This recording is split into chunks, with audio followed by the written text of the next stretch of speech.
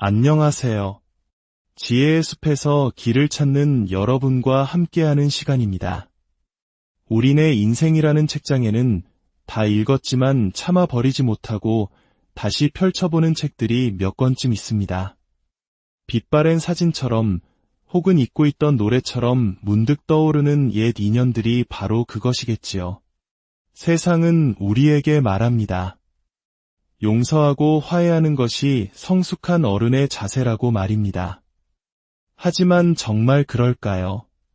모든 관계의 끝이 있는 법이며 어떤 이별은 우리의 영혼을 지키기 위해 영원해야만 합니다. 특히 끊임없이 나를 깎아내리고 아픔만을 남겼던 관계라면 더욱 그렇습니다.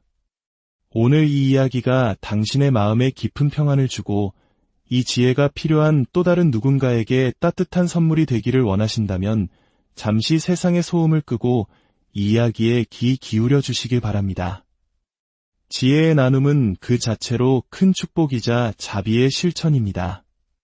오늘 우리는 부처님의 가르침과 동서고금 철학자들의 통찰을 통해 한번 닫힌 인연의 문을 다시 열어서는 안 되는 이유, 그리고 그 문을 기꺼이 닫아두는 것이 어떻게 더 큰 지혜와 평화로 이어지는지에 대해 깊이 있는 이야기를 나누어 보고자 합니다. 제1장, 돌아보지 마라. 이미 그 강은 흘러갔으니 우리는 왜 끝난 관계에 미련을 가질까요? 아마도 외로움 때문일 수도, 혹은 함께했던 좋았던 시절에 대한 그리움 때문일 수도 있습니다. 하지만 깨진 그릇을 다시 붙여도 그 틈은 영원히 남듯 이미 끝난 관계로 돌아가는 것은 덧없는 노력일 뿐이며 결국 새로운 상처만을 남기게 됩니다. 부처님께서는 과거에 매달리지 말고 미래를 꿈꾸지 말라. 오직 현재 이 순간에 마음을 집중하라고 가르치셨습니다. 이 가르침은 지나간 인연이라는 과거에 얽매이지 않고 지금 바로 여기 나의 삶에 집중해야 한다는 깊은 깨달음을 줍니다. 그 관계는 이미 우리에게 줄 수 있는 교훈을 모두 주었고 그 역할을 다했습니다. 이제는 그 교훈을 품고 앞으로 나아갈 때입니다. 첫째, 모든 끝에는 분명한 이유가 있습니다.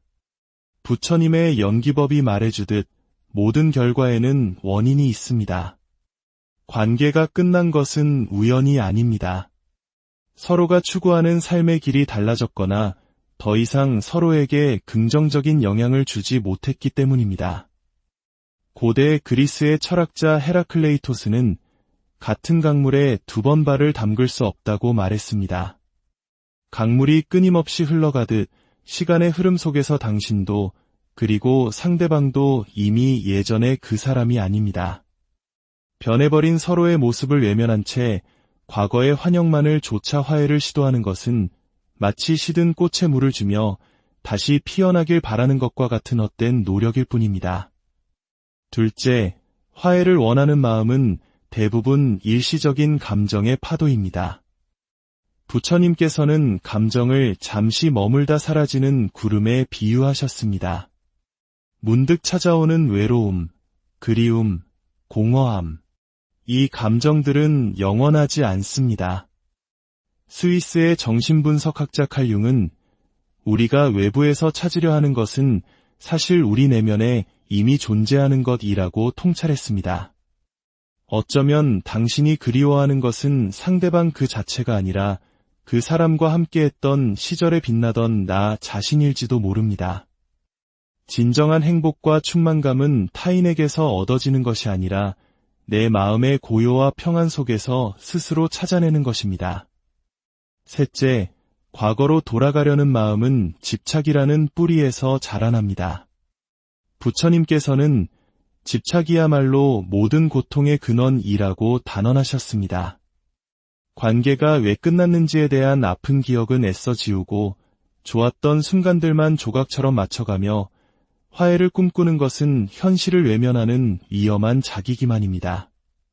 스토아학파의 철학자 에픽테토스는 우리를 괴롭히는 것은 일어난 사건 그 자체가 아니라 그 사건에 대한 우리의 생각이다 라고 말했습니다. 관계가 끝났다는 사실을 있는 그대로 받아들이지 못하고 다시 시작할 수 있을 거야라는 집착에 매달리는 한 우리 마음은 결코 평화로울 수 없습니다. 넷째, 한번 무너진 신뢰는 결코 예전처럼 회복될 수 없습니다. 부처님께서 깨진 그릇은 다시 붙여도 금이 간자리가 남는다고 하신 비유는 인간관계의 본질을 꿰뚫습니다. 신경과학자 데니얼 시겔의 연구에 따르면 깊은 정서적 상처, 즉 트라우마는 우리 뇌에 지워지지 않는 흔적을 남깁니다. 서로에게 상처를 주었던 기억들은 무의식 깊은 곳에 남아 사소한 오해나 다툼에도 예전의 깊은 갈등을 다시 불러일으키는 도화선이 됩니다. 결국 진정한 화합이 아닌 서로를 끊임없이 의심하고 경계하는 불안한 관계의 반복이 될 가능성이 매우 높습니다. 다섯째, 과거의 인연에 매달리는 것은 새로운 만남의 기회를 스스로 막는 것입니다. 부처님께서는 꽉 쥔 주먹 안에는 새로운 어떤 것도 들어올 수 없다고 가르치셨습니다. 과거라는 낡은 문을 닫아야만 비로소 새로운 인연이 들어올 수 있는 새로운 문이 열립니다. 철학자 니체는 새로운 것을 창조하려면 먼저 파괴가 있어야 한다고 했습니다. 옛 관계를 완전히 정리하고 그 자리를 비워두어야만 당신의 삶을 더욱 풍요롭게 할 새로운 사랑과 우정이 깃들 공간이 생기는 법입니다. 여섯째, 진정한 성장은 과거를 놓아줄 때 비로소 시작됩니다. 철학자 키르케고르는 인생은 앞으로 나아가며 살아가지만 뒤를 돌아보며 이해된다고 했습니다. 과거의 관계는 성공이든 실패든 당신을 더 깊고 성숙한 사람으로 만들어준 소중한 자산입니다. 그 관계에서 얻은 아픔과 기쁨, 그리고 교훈을 디딤돌 삼아 앞으로 나아가는 것이야말로 진정한 지혜입니다. 과거를 붙잡고 있는 것은 성장을 멈추고 제자리에 머무르는 것과 같습니다. 마지막으로 당신은 혼자서도 충분히 온전하고 행복할 수 있다는 사실을 깨달아야 합니다. 부처님께서는 자기 자신이 바로 자신의 주인이다 라고 가르치셨습니다. 타인과의 관계가 내 행복의 유일한 조건이 되어서는 안 됩니다. 철학자 쇼펜하우어는 고독은 뛰어난 정신을 가진 사람의 운명이라고까지 말했습니다. 혼자 있는 시간을 두려워하지 마십시오. 오히려 그 시간은 소란스러운 세상 속에서 온전히 나 자신과 깊이 만나고 내면의 목소리에 귀 기울일 수 있는 가장 소중한 기회입니다. 그러니 부디 이미 끝난 관계의 문고리를 더 이상 붙잡지 마십시오. 그 시간과 에너지를 오롯이 자신을 발전시키고 현재의 삶을 가꾸며 새로운 인연을 만들어가는데 사용하시기 바랍니다. 제2장 놓아주어라. 그것이 가장 깊은 사랑이니 나이가 들어갈수록 우리는 많은 것을 내려놓는 법을 배웁니다. 하지만 유독 사람에 대한 집착만큼은 더욱 깊어지는 경우가 많습니다. 자식에 대한 집착, 친구에 대한 기대, 혹은 배우자에 대한 의존. 부처님께서 모든 고통은 집착에서 비롯된다고 하신 말씀은 바로 인간관계의 집착에 대한 가장 날카로운 통찰입니다. 사람에 대한 집착은 마치 손에 모래를 꽉 움켜쥐는 것과 같습니다. 세게 줄수록 모래는 손가락 사이로 더 빠르게 빠져나갑니다. 사랑이라는 이름으로 행해지는 우리의 집착이 어떻게 우리 자신과 상대방을 아프게 하는지 그 이유를 하나씩 살펴보겠습니다. 첫째, 집착은 상대방을 올가매는 족쇄가 됩니다. 부처님은 진정한 사랑은 상대방을 자유롭게 해주는 것이라 가르치셨습니다. 하지만 집착은 그 반대입니다. 상대의 행동 하나하나에 기쁨과 슬픔을 느끼고 나의 기대와 다른 선택을 할 때 존중하지 못하고 서운함을 느낍니다. 자녀가 자주 연락하지 않으면 서운하고 친구가 나보다 다른 사람과 더 많은 시간을 보내면 섭섭합니다. 노자는 최고의 선은 물과 같다. 물은 모든 것을 품어주지만 소유하려 하지 않는다고 했습니다. 진정한 사랑은 소유하려 애쓰는 것이 아니라 강물처럼 자연스럽게 흘러가도록 놓아주는 것입니다. 둘째, 집착은 우리 자신의 마음에 독을 품는 것과 같습니다. 부처님께서는 분노를 품는 것은 뜨거운 숯을 손에 쥐고 남에게 던지려는 것과 같다고 하셨습니다. 결국 가장 먼저 다치는 것은 바로 자신의 손입니다. 사람에 대한 집착도 마찬가지입니다. 상대가 내 기대대로 행동해주지 않으면 우리는 실망하고 분노하고 상처받습니다. 그 부정적인 감정의 독은 결국 우리 자신의 마음을 병들게 하고 평온을 앗아갑니다. 칼융의 말처럼 타인을 바꾸려 애쓰기보다 내 마음을 다스리는 것이 훨씬 현명한 길입니다. 셋째, 집착은 우리의 성장을 멈추게 합니다.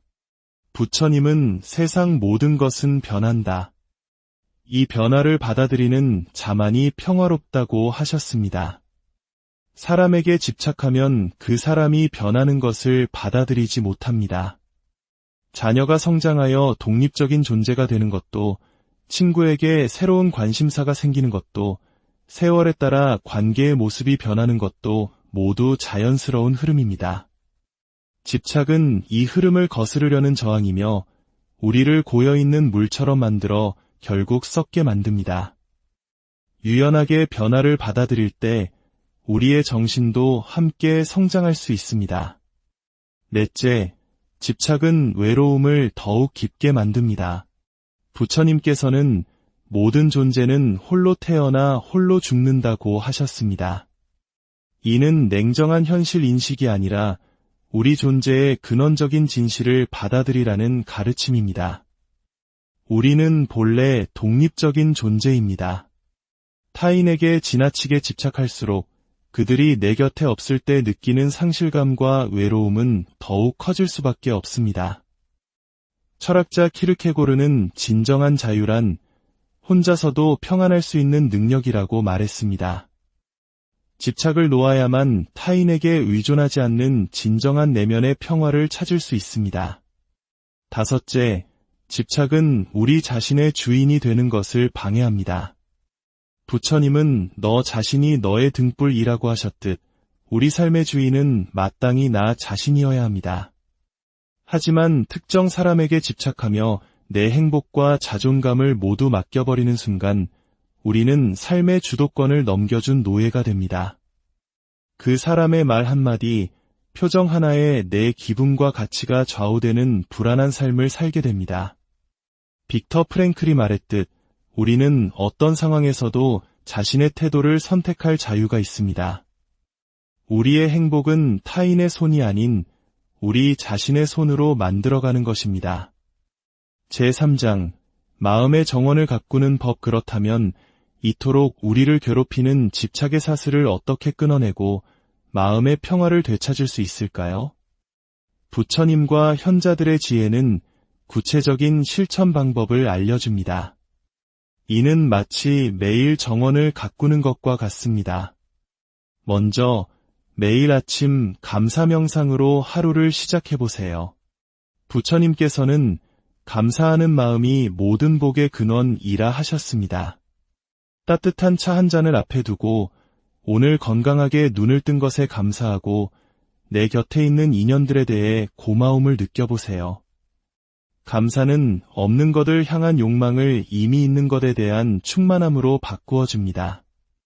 다음으로 자비 명상을 통해 사랑의 마음을 넓혀보세요. 부처님은 자비심이 모든 미움을 이긴다고 하셨습니다. 나 자신이 행복하기를, 나 자신이 평안하기를 하고 먼저 스스로에게 자비를 보낸 후 그 마음을 사랑하는 사람들, 나아가온 세상 모든 존재에게로 확장해보세요. 자비심은 집착이라는 이기적인 마음을 조건 없는 사랑으로 변화시키는 힘을 가지고 있습니다. 또한 호흡 명상으로 마음을 현재에 붙들어 매세요.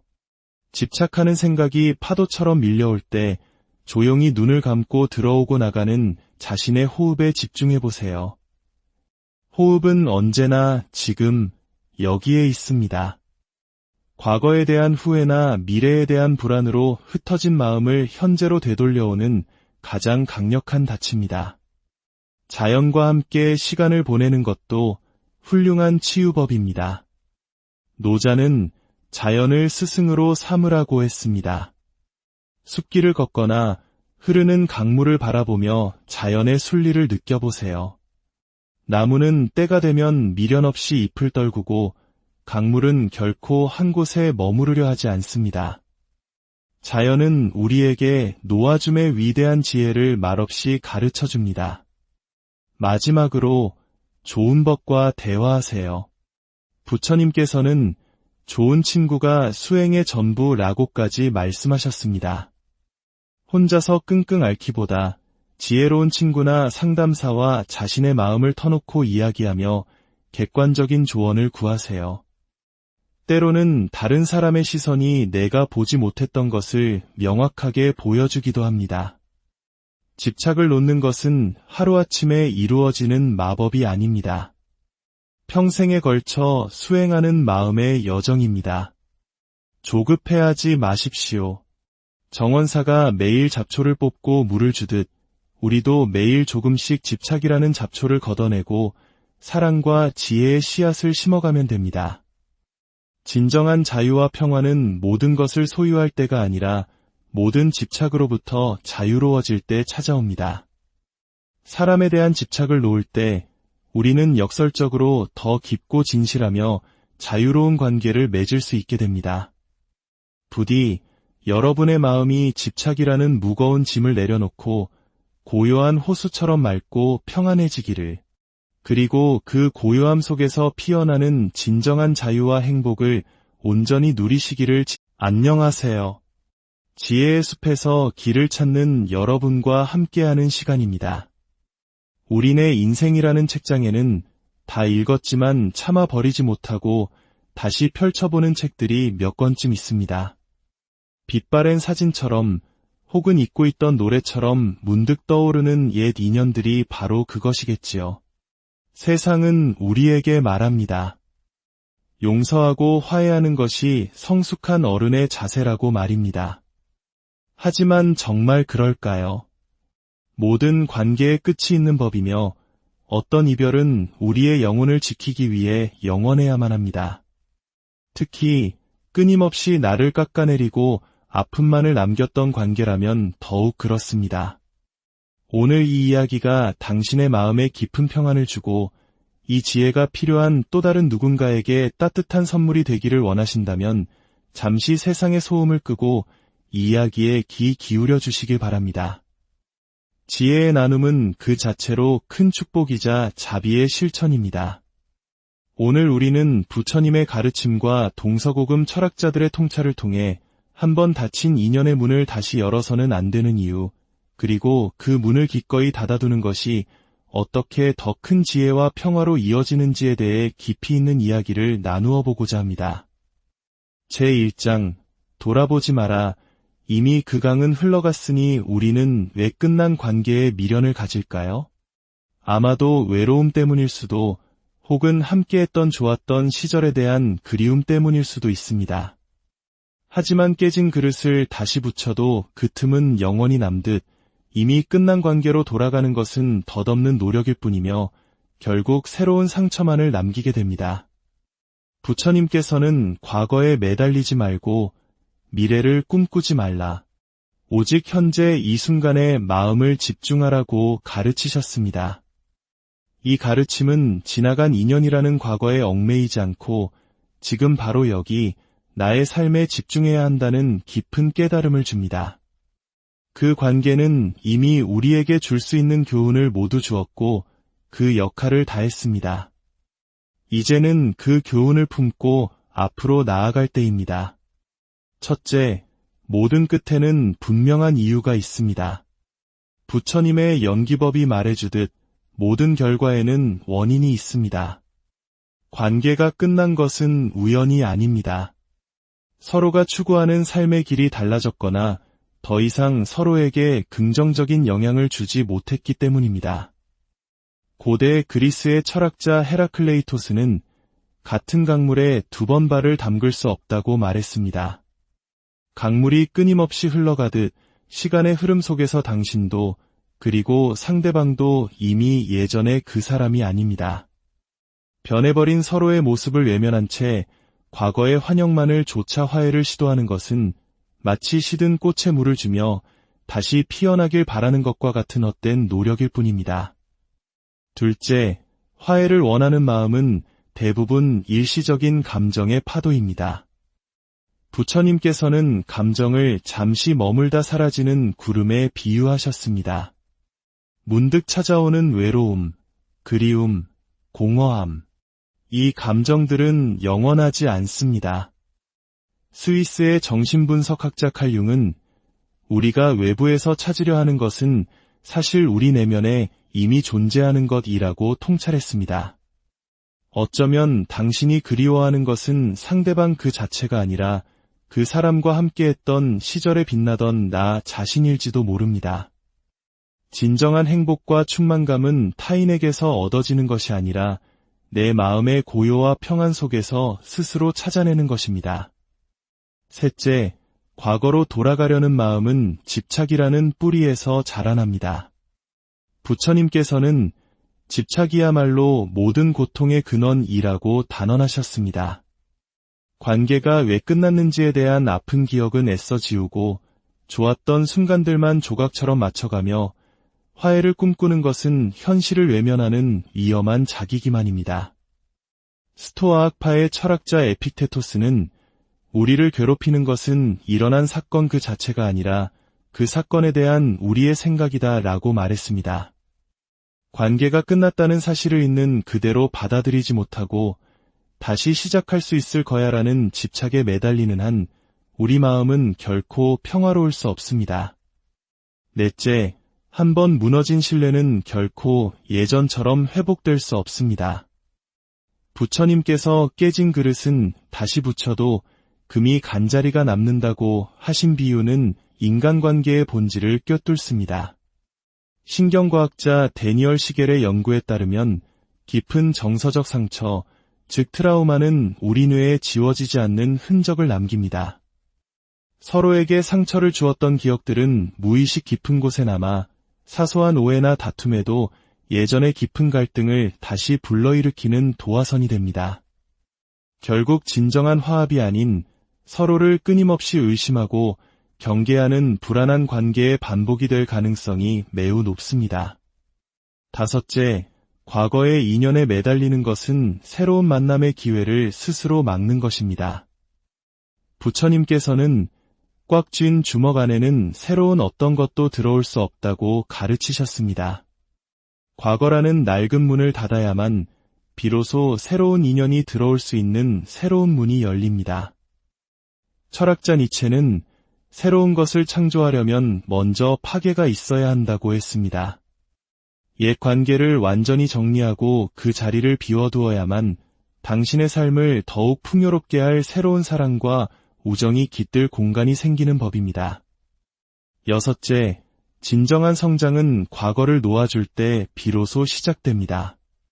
철학자 키르케고르는 인생은 앞으로 나아가며 살아가지만 뒤를 돌아보며 이해된다고 했습니다. 과거의 관계는 성공이든 실패든 당신을 더 깊고 성숙한 사람으로 만들어준 소중한 자산입니다. 그 관계에서 얻은 아픔과 기쁨, 그리고 교훈을 디딤돌 삼아 앞으로 나아가는 것이야말로 진정한 지혜입니다. 과거를 붙잡고 있는 것은 성장을 멈추고 제자리에 머무르는 것과 같습니다. 마지막으로 당신은 혼자서도 충분히 온전하고 행복할 수 있다는 사실을 깨달아야 합니다. 부처님께서는 자기 자신이 바로 자신의 주인이다 라고 가르치셨습니다. 타인과의 관계가 내 행복의 유일한 조건이 되어서는 안 됩니다. 철학자 쇼펜하우어는 고독은 뛰어난 정신을 가진 사람의 운명이라고까지 말했습니다. 혼자 있는 시간을 두려워하지 마십시오. 오히려 그 시간은 소란스러운 세상 속에서 온전히 나 자신과 깊이 만나고 내면의 목소리에 귀 기울일 수 있는 가장 소중한 기회입니다. 그러니 부디 이미 끝난 관계의 문고리를 더 이상 붙잡지 마십시오. 그 시간과 에너지를 오롯이 자신을 발전시키고 현재의 삶을 가꾸며 새로운 인연을 만들어가는데 사용하시기 바랍니다. 제2장 놓아주어라. 그것이 가장 깊은 사랑이니 나이가 들어갈수록 우리는 많은 것을 내려놓는 법을 배웁니다. 하지만 유독 사람에 대한 집착만큼은 더욱 깊어지는 경우가 많습니다. 자식에 대한 집착, 친구에 대한 기대, 혹은 배우자에 대한 의존. 부처님께서 모든 고통은 집착에서 비롯된다고 하신 말씀은 바로 인간관계의 집착에 대한 가장 날카로운 통찰입니다. 사람에 대한 집착은 마치 손에 모래를 꽉 움켜쥐는 것과 같습니다. 세게 줄수록 모래는 손가락 사이로 더 빠르게 빠져나갑니다. 사랑이라는 이름으로 행해지는 우리의 집착이 어떻게 우리 자신과 상대방을 아프게 하는지 그 이유를 하나씩 살펴보겠습니다. 첫째, 집착은 상대방을 올가매는 족쇄가 됩니다. 부처님은 진정한 사랑은 상대방을 자유롭게 해주는 것이라 가르치셨습니다. 하지만 집착은 그 반대입니다. 상대의 행동 하나하나에 기쁨과 슬픔을 느끼고 나의 기대와 다른 선택을 할 때 존중하지 못하고 서운함을 느낍니다. 자녀가 자주 연락하지 않으면 서운하고 친구가 나보다 다른 사람과 더 많은 시간을 보내면 섭섭합니다. 노자는 최고의 선은 물과 같다. 물은 모든 것을 품어주지만 소유하려 하지 않는다고 했습니다. 진정한 사랑은 소유하려 애쓰는 것이 아니라 강물처럼 자연스럽게 흘러가도록 놓아주는 것입니다. 둘째, 집착은 우리 자신의 마음에 독을 품는 것과 같습니다.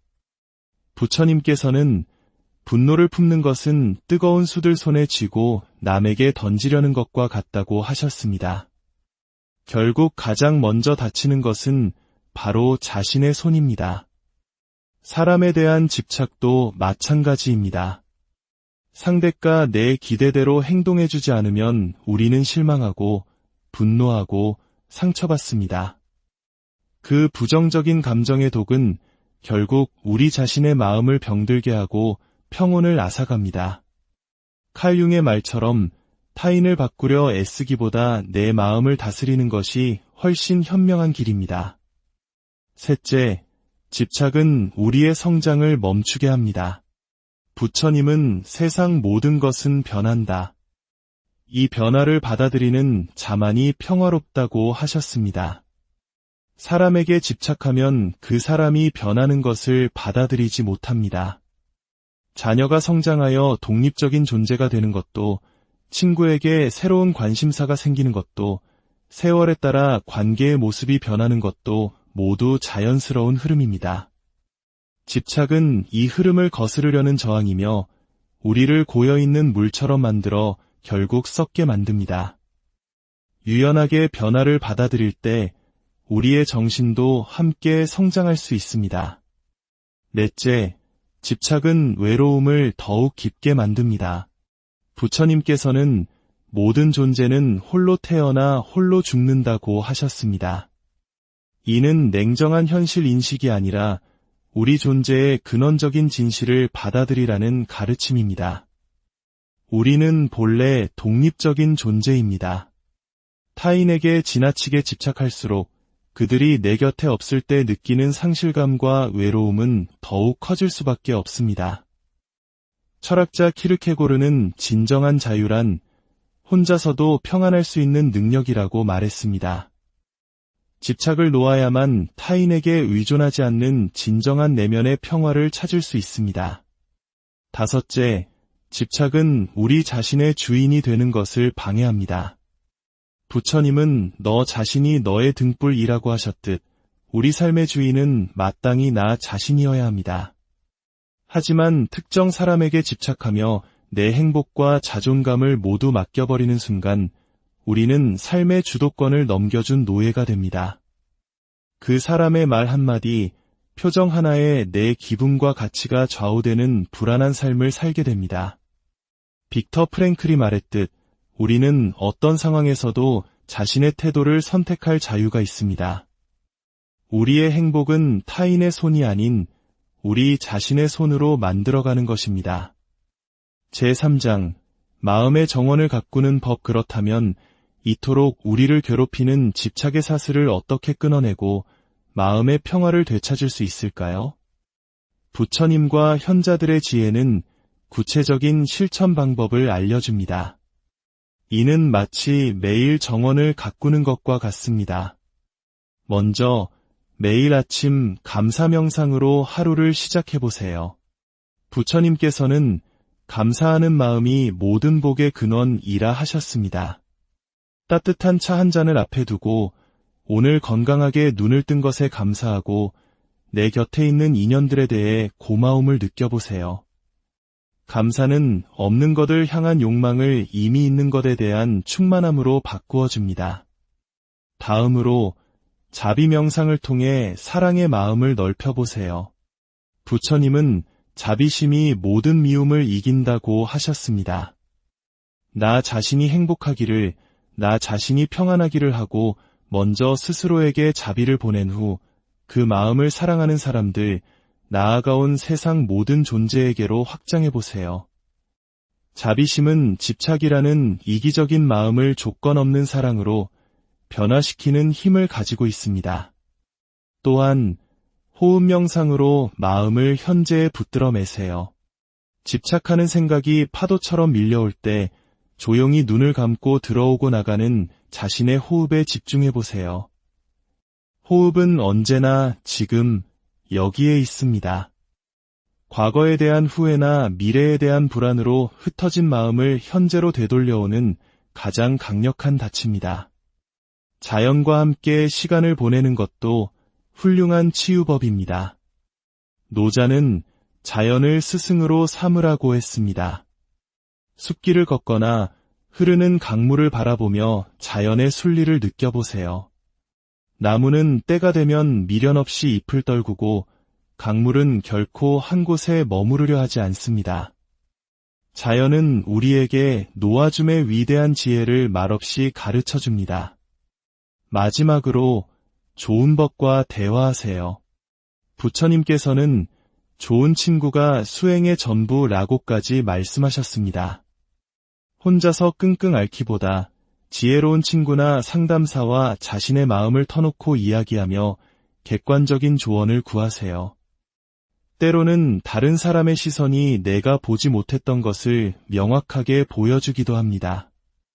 집착을 놓는 것은 하루아침에 이루어지는 마법이 아닙니다. 평생에 걸쳐 수행하는 마음의 여정입니다. 조급해하지 마십시오. 정원사가 매일 잡초를 뽑고 물을 주듯 우리도 매일 조금씩 집착이라는 잡초를 걷어내고 사랑과 지혜의 씨앗을 심어가면 됩니다. 진정한 자유와 평화는 모든 것을 소유할 때가 아니라 모든 집착으로부터 자유로워질 때 찾아옵니다. 사람에 대한 집착을 놓을 때 우리는 역설적으로 더 깊고 진실하며 자유로운 관계를 맺을 수 있게 됩니다. 부디 여러분의 마음이 집착이라는 무거운 짐을 내려놓고 고요한 호수처럼 맑고 평안해지기를, 그리고 그 고요함 속에서 피어나는 진정한 자유와 행복을 온전히 누리시기를. 안녕하세요. 지혜의 숲에서 길을 찾는 여러분과 함께하는 시간입니다. 우리네 인생이라는 책장에는 다 읽었지만 참아 버리지 못하고 다시 펼쳐보는 책들이 몇 권쯤 있습니다. 빛바랜 사진처럼 혹은 잊고 있던 노래처럼 문득 떠오르는 옛 인연들이 바로 그것이겠지요. 세상은 우리에게 말합니다.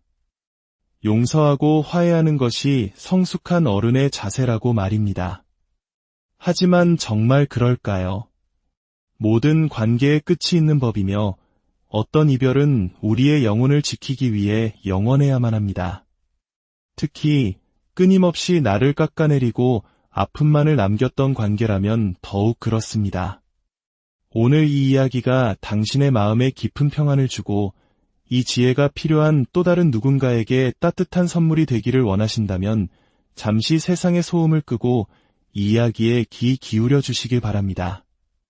지혜의 나눔은 그 자체로 큰 축복이자 자비의 실천입니다. 오늘 우리는 부처님의 가르침과 동서고금 철학자들의 통찰을 통해 한번 닫힌 인연의 문을 다시 열어서는 안 되는 이유, 그리고 그 문을 기꺼이 닫아두는 것이 어떻게 더 큰 지혜와 평화로 이어지는지에 대해 깊이 있는 이야기를 나누어 보고자 합니다. 제1장, 돌아보지 마라. 이미 그 강은 흘러갔으니 우리는 왜 끝난 관계에 미련을 가질까요? 아마도 외로움 때문일 수도, 혹은 함께했던 좋았던 시절에 대한 그리움 때문일 수도 있습니다. 하지만 깨진 그릇을 다시 붙여도 그 틈은 영원히 남듯 이미 끝난 관계로 돌아가는 것은 덧없는 노력일 뿐이며 결국 새로운 상처만을 남기게 됩니다. 부처님께서는 과거에 매달리지 말고 미래를 꿈꾸지 말라. 오직 현재 이 순간에 마음을 집중하라고 가르치셨습니다. 이 가르침은 지나간 인연이라는 과거에 얽매이지 않고 지금 바로 여기 나의 삶에 집중해야 한다는 깊은 깨달음을 줍니다. 그 관계는 이미 우리에게 줄 수 있는 교훈을 모두 주었고 그 역할을 다했습니다. 이제는 그 교훈을 품고 앞으로 나아갈 때입니다. 첫째, 모든 끝에는 분명한 이유가 있습니다. 부처님의 연기법이 말해주듯 모든 결과에는 원인이 있습니다. 관계가 끝난 것은 우연이 아닙니다. 서로가 추구하는 삶의 길이 달라졌거나 더 이상 서로에게 긍정적인 영향을 주지 못했기 때문입니다. 고대 그리스의 철학자 헤라클레이토스는 같은 강물에 2번 발을 담글 수 없다고 말했습니다. 강물이 끊임없이 흘러가듯 시간의 흐름 속에서 당신도 그리고 상대방도 이미 예전의 그 사람이 아닙니다. 변해버린 서로의 모습을 외면한 채 과거의 환영만을 조차 화해를 시도하는 것은 마치 시든 꽃에 물을 주며 다시 피어나길 바라는 것과 같은 헛된 노력일 뿐입니다. 둘째, 화해를 원하는 마음은 대부분 일시적인 감정의 파도입니다. 부처님께서는 감정을 잠시 머물다 사라지는 구름에 비유하셨습니다. 문득 찾아오는 외로움, 그리움, 공허함. 이 감정들은 영원하지 않습니다. 스위스의 정신분석학자 칼 융은 우리가 외부에서 찾으려 하는 것은 사실 우리 내면에 이미 존재하는 것이라고 통찰했습니다. 어쩌면 당신이 그리워하는 것은 상대방 그 자체가 아니라 그 사람과 함께했던 시절에 빛나던 나 자신일지도 모릅니다. 진정한 행복과 충만감은 타인에게서 얻어지는 것이 아니라 내 마음의 고요와 평안 속에서 스스로 찾아내는 것입니다. 셋째, 과거로 돌아가려는 마음은 집착이라는 뿌리에서 자라납니다. 부처님께서는 집착이야말로 모든 고통의 근원이라고 단언하셨습니다. 관계가 왜 끝났는지에 대한 아픈 기억은 애써 지우고 좋았던 순간들만 조각처럼 맞춰가며 화해를 꿈꾸는 것은 현실을 외면하는 위험한 자기기만입니다. 스토아학파의 철학자 에픽테토스는 우리를 괴롭히는 것은 일어난 사건 그 자체가 아니라 그 사건에 대한 우리의 생각이다 라고 말했습니다. 관계가 끝났다는 사실을 있는 그대로 받아들이지 못하고 다시 시작할 수 있을 거야라는 집착에 매달리는 한 우리 마음은 결코 평화로울 수 없습니다. 넷째, 한번 무너진 신뢰는 결코 예전처럼 회복될 수 없습니다. 부처님께서 깨진 그릇은 다시 붙여도 금이 간자리가 남는다고 하신 비유는 인간관계의 본질을 꿰뚫습니다. 신경과학자 데니얼 시겔의 연구에 따르면 깊은 정서적 상처, 즉 트라우마는 우리 뇌에 지워지지 않는 흔적을 남깁니다.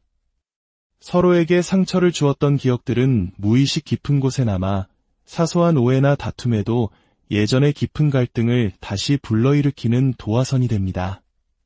결국 진정한 화합이 아닌 서로를 끊임없이 의심하고 경계하는 불안한 관계의 반복이 될 가능성이 매우 높습니다. 다섯째, 과거의 인연에 매달리는 것은 새로운 만남의 기회를 스스로 막는 것입니다.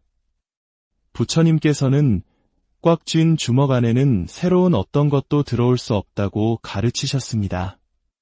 과거라는 낡은 문을 닫아야만 비로소 새로운 인연이 들어올 수 있는 새로운 문이 열립니다. 철학자 니체는 새로운 것을 창조하려면 먼저 파괴가 있어야 한다고 했습니다. 옛 관계를 완전히 정리하고 그 자리를 비워두어야만 당신의 삶을 더욱 풍요롭게 할 새로운 사랑과 우정이 깃들 공간이 생기는 법입니다. 여섯째, 진정한 성장은 과거를 놓아줄 때 비로소 시작됩니다. 철학자 키르케고르는 인생은 앞으로 나아가며 살아가지만 뒤를 돌아보며 이해된다고 했습니다. 과거의 관계는 성공이든 실패든 당신을 더 깊고 성숙한 사람으로 만들어준 소중한 자산입니다. 그 관계에서 얻은 아픔과 기쁨, 그리고 교훈을 디딤돌 삼아 앞으로 나아가는 것이야말로 진정한 지혜입니다. 과거를 붙잡고 있는 것은 성장을 멈추고 제자리에 머무르는 것과 같습니다. 마지막으로 당신은 혼자서도 충분히 온전하고 행복할 수 있다는 사실을 깨달아야 합니다. 부처님께서는 자기 자신이 바로 자신의 주인이다 라고 가르치셨습니다. 타인과의 관계가 내 행복의 유일한 조건이 되어서는 안 됩니다. 철학자 쇼펜하우어는 고독은 뛰어난 정신을 가진 사람의 운명이라고까지 말했습니다. 혼자 있는 시간을 두려워하지 마십시오. 오히려 그 시간은 소란스러운 세상 속에서 온전히 나 자신과 깊이 만나고 내면의 목소리에 귀 기울일 수 있는 가장 소중한 기회입니다. 그러니 부디 이미 끝난 관계의 문고리를 더 이상 붙잡지 마십시오. 그 시간과 에너지를 오롯이 자신을 발전시키고 현재의 삶을 가꾸며 새로운 인연을 만들어가는데 사용하시기 바랍니다. 제2장 놓아주어라. 그것이 가장 깊은 사랑이니 나이가 들어갈수록 우리는 많은 것을 내려놓는 법을 배웁니다. 하지만 유독 사람에 대한 집착만큼은 더욱 깊어지는 경우가 많습니다. 자식에 대한 집착, 친구에 대한 기대, 혹은 배우자에 대한 의존. 부처님께서 모든 고통은 집착에서 비롯된다고 하신 말씀은 바로 인간관계의 집착에 대한 가장 날카로운 통찰입니다. 사람에 대한 집착은 마치 손에 모래를 꽉 움켜쥐는 것과 같습니다. 세게 줄수록 모래는 손가락 사이로 더 빠르게 빠져나갑니다. 사랑이라는 이름으로 행해지는 우리의 집착이 어떻게 우리 자신과 상대방을 아프게 하는지 그 이유를 하나씩 살펴보겠습니다. 첫째, 집착은 상대방을 올가매는 족쇄가 됩니다. 부처님은 진정한 사랑은 상대방을 자유롭게 해주는 것이라 가르치셨습니다. 하지만 집착은 그 반대입니다. 상대의 행동 하나하나에 기쁨과 슬픔을 느끼고 나의 기대와 다른 선택을 할 때 존중하지 못하고 서운함을 느낍니다. 자녀가 자주 연락하지 않으면 서운하고 친구가 나보다 다른 사람과 더 많은 시간을 보내면 섭섭합니다. 노자는 최고의 선은 물과 같다. 물은 모든 것을 품어주지만 소유하려 하지 않는다고 했습니다. 진정한 사랑은 소유하려 애쓰는 것이 아니라 강물처럼 자연스럽게 흘러가도록 놓아주는 것입니다. 둘째, 집착은 우리 자신의 마음에 독을 품는 것과 같습니다. 부처님께서는 분노를 품는 것은 뜨거운 숯을 손에 쥐고 남에게 던지려는 것과 같다고 하셨습니다. 결국 가장 먼저 다치는 것은 바로 자신의 손입니다. 사람에 대한 집착도 마찬가지입니다. 상대가 내 기대대로 행동해주지 않으면 우리는 실망하고 분노하고 상처받습니다. 그 부정적인 감정의 독은 결국 우리 자신의 마음을 병들게 하고 평온을 앗아갑니다. 칼융의 말처럼 타인을 바꾸려 애쓰기보다 내 마음을 다스리는 것이 훨씬 현명한 길입니다. 셋째, 집착은 우리의 성장을 멈추게 합니다. 부처님은 세상 모든 것은 변한다. 이 변화를 받아들이는 자만이 평화롭다고 하셨습니다. 사람에게 집착하면 그 사람이 변하는 것을 받아들이지 못합니다. 자녀가 성장하여 독립적인 존재가 되는 것도, 친구에게 새로운 관심사가 생기는 것도, 세월에 따라 관계의 모습이 변하는 것도 모두 자연스러운 흐름입니다. 집착은 이 흐름을 거스르려는 저항이며 우리를 고여있는 물처럼 만들어 결국 썩게 만듭니다. 유연하게 변화를 받아들일 때 우리의 정신도 함께 성장할 수 있습니다. 넷째, 집착은 외로움을 더욱 깊게 만듭니다. 부처님께서는 모든 존재는 홀로 태어나 홀로 죽는다고 하셨습니다.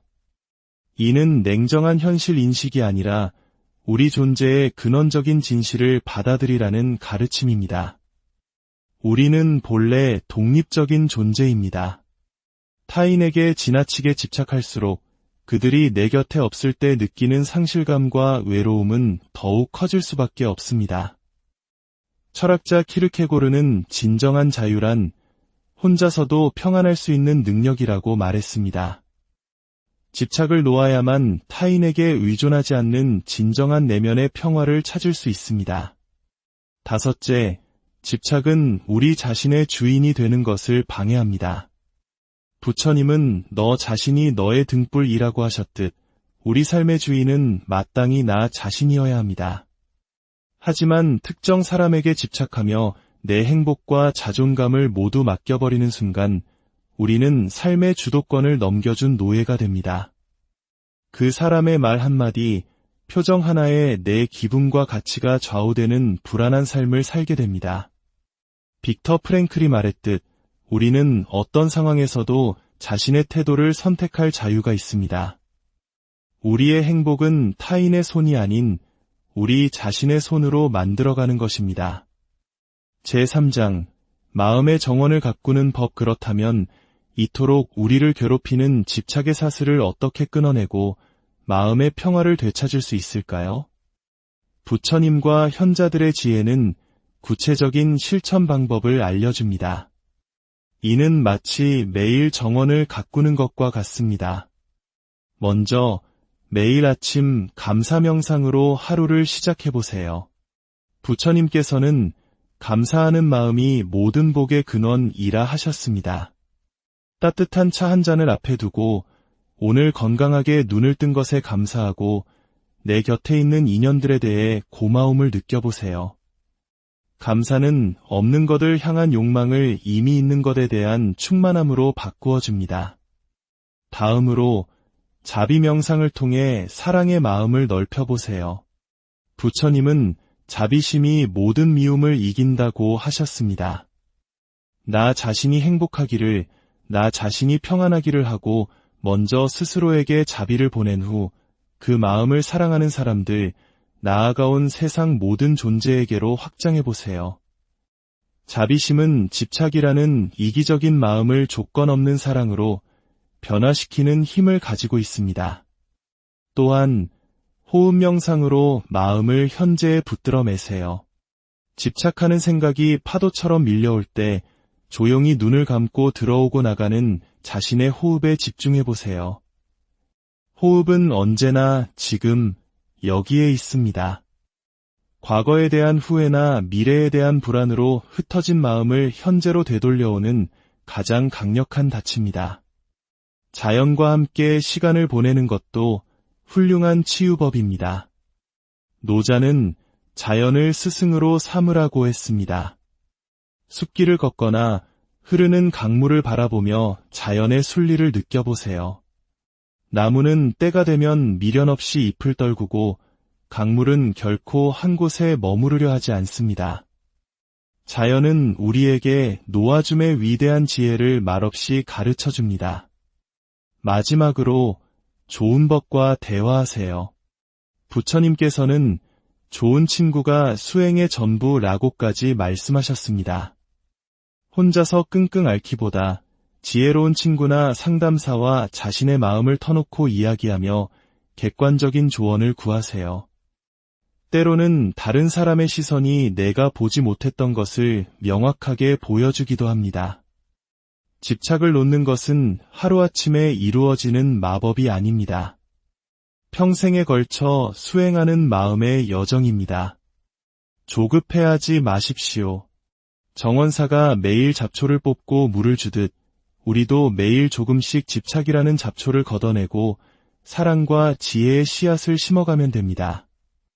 진정한 자유와 평화는 모든 것을 소유할 때가 아니라 모든 집착으로부터 자유로워질 때 찾아옵니다. 사람에 대한 집착을 놓을 때 우리는 역설적으로 더 깊고 진실하며 자유로운 관계를 맺을 수 있게 됩니다. 부디 여러분의 마음이 집착이라는 무거운 짐을 내려놓고 고요한 호수처럼 맑고 평안해지기를, 그리고 그 고요함 속에서 피어나는 진정한 자유와 행복을 온전히 누리시기를. 안녕하세요. 지혜의 숲에서 길을 찾는 여러분과 함께하는 시간입니다. 우리네 인생이라는 책장에는 다 읽었지만 참아 버리지 못하고 다시 펼쳐보는 책들이 몇 권쯤 있습니다. 빛바랜 사진처럼 혹은 잊고 있던 노래처럼 문득 떠오르는 옛 인연들이 바로 그것이겠지요. 세상은 우리에게 말합니다. 용서하고 화해하는 것이 성숙한 어른의 자세라고 말입니다. 하지만 정말 그럴까요? 모든 관계의 끝이 있는 법이며 어떤 이별은 우리의 영혼을 지키기 위해 영원해야만 합니다. 특히 끊임없이 나를 깎아내리고 아픔만을 남겼던 관계라면 더욱 그렇습니다. 오늘 이 이야기가 당신의 마음에 깊은 평안을 주고 이 지혜가 필요한 또 다른 누군가에게 따뜻한 선물이 되기를 원하신다면 잠시 세상의 소음을 끄고 이 이야기에 귀 기울여 주시길 바랍니다. 지혜의 나눔은 그 자체로 큰 축복이자 자비의 실천입니다. 오늘 우리는 부처님의 가르침과 동서고금 철학자들의 통찰을 통해 한번 닫힌 인연의 문을 다시 열어서는 안 되는 이유, 그리고 그 문을 기꺼이 닫아두는 것이 어떻게 더 큰 지혜와 평화로 이어지는지에 대해 깊이 있는 이야기를 나누어 보고자 합니다. 제1장, 돌아보지 마라. 이미 그 강은 흘러갔으니 우리는 왜 끝난 관계에 미련을 가질까요? 아마도 외로움 때문일 수도, 혹은 함께했던 좋았던 시절에 대한 그리움 때문일 수도 있습니다. 하지만 깨진 그릇을 다시 붙여도 그 틈은 영원히 남듯 이미 끝난 관계로 돌아가는 것은 덧없는 노력일 뿐이며 결국 새로운 상처만을 남기게 됩니다. 부처님께서는 과거에 매달리지 말고 미래를 꿈꾸지 말라. 오직 현재 이 순간에 마음을 집중하라고 가르치셨습니다. 이 가르침은 지나간 인연이라는 과거에 얽매이지 않고 지금 바로 여기 나의 삶에 집중해야 한다는 깊은 깨달음을 줍니다. 그 관계는 이미 우리에게 줄 수 있는 교훈을 모두 주었고 그 역할을 다했습니다. 이제는 그 교훈을 품고 앞으로 나아갈 때입니다. 첫째, 모든 끝에는 분명한 이유가 있습니다. 부처님의 연기법이 말해주듯 모든 결과에는 원인이 있습니다. 관계가 끝난 것은 우연이 아닙니다. 서로가 추구하는 삶의 길이 달라졌거나 더 이상 서로에게 긍정적인 영향을 주지 못했기 때문입니다. 고대 그리스의 철학자 헤라클레이토스는 같은 강물에 두 번 발을 담글 수 없다고 말했습니다. 강물이 끊임없이 흘러가듯 시간의 흐름 속에서 당신도 그리고 상대방도 이미 예전의 그 사람이 아닙니다. 변해버린 서로의 모습을 외면한 채 과거의 환영만을 조차 화해를 시도하는 것은 마치 시든 꽃에 물을 주며 다시 피어나길 바라는 것과 같은 헛된 노력일 뿐입니다. 둘째, 화해를 원하는 마음은 대부분 일시적인 감정의 파도입니다. 부처님께서는 감정을 잠시 머물다 사라지는 구름에 비유하셨습니다. 문득 찾아오는 외로움, 그리움, 공허함. 이 감정들은 영원하지 않습니다. 스위스의 정신분석학자 칼 융은 우리가 외부에서 찾으려 하는 것은 사실 우리 내면에 이미 존재하는 것이라고 통찰했습니다. 어쩌면 당신이 그리워하는 것은 상대방 그 자체가 아니라 그 사람과 함께했던 시절에 빛나던 나 자신일지도 모릅니다. 진정한 행복과 충만감은 타인에게서 얻어지는 것이 아니라 내 마음의 고요와 평안 속에서 스스로 찾아내는 것입니다. 셋째, 과거로 돌아가려는 마음은 집착이라는 뿌리에서 자라납니다. 부처님께서는 집착이야말로 모든 고통의 근원이라고 단언하셨습니다. 관계가 왜 끝났는지에 대한 아픈 기억은 애써 지우고 좋았던 순간들만 조각처럼 맞춰가며 화해를 꿈꾸는 것은 현실을 외면하는 위험한 자기기만입니다. 스토아학파의 철학자 에픽테토스는 우리를 괴롭히는 것은 일어난 사건 그 자체가 아니라 그 사건에 대한 우리의 생각이다 라고 말했습니다. 관계가 끝났다는 사실을 있는 그대로 받아들이지 못하고 다시 시작할 수 있을 거야라는 집착에 매달리는 한 우리 마음은 결코 평화로울 수 없습니다. 넷째, 한번 무너진 신뢰는 결코 예전처럼 회복될 수 없습니다. 부처님께서 깨진 그릇은 다시 붙여도 금이 간자리가 남는다고 하신 비유는 인간관계의 본질을 꿰뚫습니다. 신경과학자 데니얼 시겔의 연구에 따르면 깊은 정서적 상처, 즉 트라우마는 우리 뇌에 지워지지 않는 흔적을 남깁니다. 서로에게 상처를 주었던 기억들은 무의식 깊은 곳에 남아 사소한 오해나 다툼에도 예전의 깊은 갈등을 다시 불러일으키는 도화선이 됩니다. 결국 진정한 화합이 아닌 서로를 끊임없이 의심하고 경계하는 불안한 관계의 반복이 될 가능성이 매우 높습니다. 다섯째, 과거의 인연에 매달리는 것은 새로운 만남의 기회를 스스로 막는 것입니다. 부처님께서는 꽉 쥔 주먹 안에는 새로운 어떤 것도 들어올 수 없다고 가르치셨습니다.